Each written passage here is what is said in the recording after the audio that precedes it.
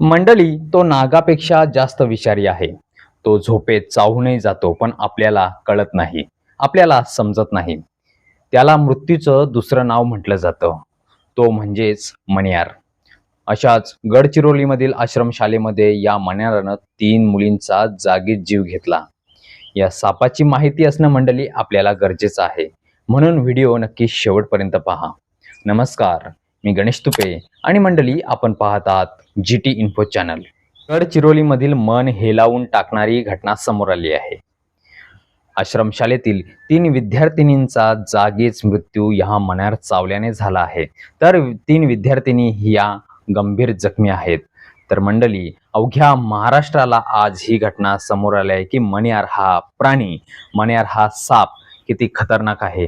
अवघ्या महाराष्ट्राला भयभीत करणारी ही घटना आज खरं तर समोर आली आहे. ज्या सापाला रात्रीचा अदृश्य काल म्हटलं जातं, ज्या सापाला कॉमन स्नेक म्हटलं जातं, भारतातील सर्वात घातक आणि अत्यंत विषारी सापांपैकी ही मण्यार एक जात आहे. ज्या सापाला मृत्यूचं दुसरं नाव म्हटलं जातं.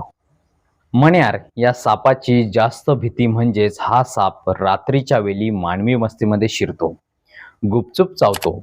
बऱ्याच वेळा साप चावला आहे याची मात्र जाणीव माणसाला होत नाही, कारण त्याचे दात हे सूक्ष्म आणि लहान असतात. त्यामुळे साप चावला आहे अशी वेदना माणसाला जाणवत नाही. बऱ्याचदा आपल्याला मुंगी किंवा डास चावला आहे असे वाटते. त्यामुळे दंश झालेल्या ठिकाणी सूज अथवा रक्त येत नाही. त्यामुळे झोपेत मण्यार चावल्याने माणसाला जागच येत नाही. मंडळी, डास अथवा मुंगी चावली आहे अशी आपल्याला जाणीव होते. त्यामुळे दंश झालेल्या ठिकाणी सूज अथवा रक्त येत नाही. त्यामुळे मंडळी, झोपेत माणसाला हा जागच येत नाही. हा साप शक्यतो काळा, निळसर आणि चमकदार रंगाचा असतो. मानेपासून खाली पांढऱ्या रंगाचे दुहेरी पट्टी असतात. या सापाची लांबी साधारण 3 ते 5 फूट इतकी असते. त्याचं डोकं चपटं असतं आणि मानेपासून वेगळं ओळखता येतो. त्याची वैशिष्ट्य म्हणजे हा पूर्णपणे दिशाचर म्हणजेच रात्री फिरणारा साप आहे. दिवसा तो अत्यंत सुस्त असतो, पण रात्री तो अतिशय सक्रिय आणि तितकाच आक्रमक होतो. मण्यार प्रामुख्याने भारतीय उपखंडात आढळतो. तसेच त्याचा नैसर्गिक अधिवास म्हणजे शेतजमीन, वाळलेला पालापाचोळा, जंगल, उंदरांच्या बिलामध्ये हा साप सहजपणे लपतो. ग्रामीण भागामध्ये तसेच निमशहरी भागामध्ये गायी म्हशींच्या गोठ्यामध्ये हा साप सहजपणे लपलेला असतो. उंदीर आणि बेडूक या सापाचं मुख्य खाद्य आहे. म्हणून उंदीर आणि बेडकांच्या शोधामध्ये हा साप रात्रभर भटकत असतो. तसेच मंडळी, या सापाचं आणखी एक वैशिष्ट्य म्हणजे दिवसा हा साप फार लाजाळू असतो.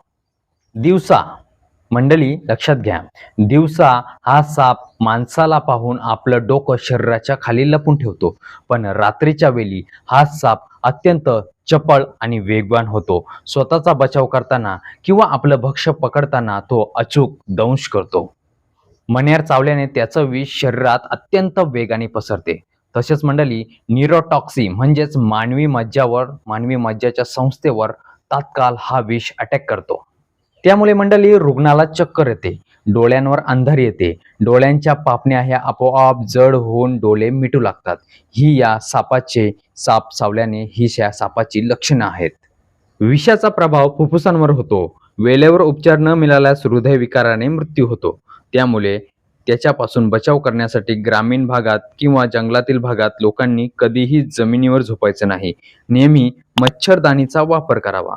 रात्रीच्या वेळी घरातून बाहेर पडताना पायात चप्पल, हातात बॅटरी वापरणं गरजेचं आहे. मण्यार चावल्यास झाडपाल्याचे किंवा तंत्रमंत्राचे उपचार घेणे टाळावे.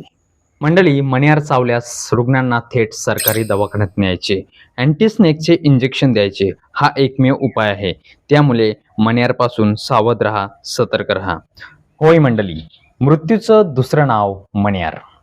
तर मंडळी, मण्यार सापाविषयी ही माहिती आणि मण्यार साप चावल्यानंतर घेण्यात येणारी काळजी आणि मण्यार सापाविषयी वैशिष्ट्ये तर तुम्हाला आवडली असेल तर जास्तीत जास्त लोकांपर्यंत ही व्हिडिओ शेअर करण्याचा प्रयत्न करा. चला तर मंडळी, जाता जाता मंडळी चॅनलला सबस्क्राईब करून ठेवा, म्हणजेच अशाच नवनवीन व्हिडिओ आपल्या चॅनलवर येत असतात. चला तर मंडळी, आज घेऊया निरोप. भेटूया एका नवीन व्हिडिओ सोबत. जय हिंद, जय महाराष्ट्र. धन्यवाद.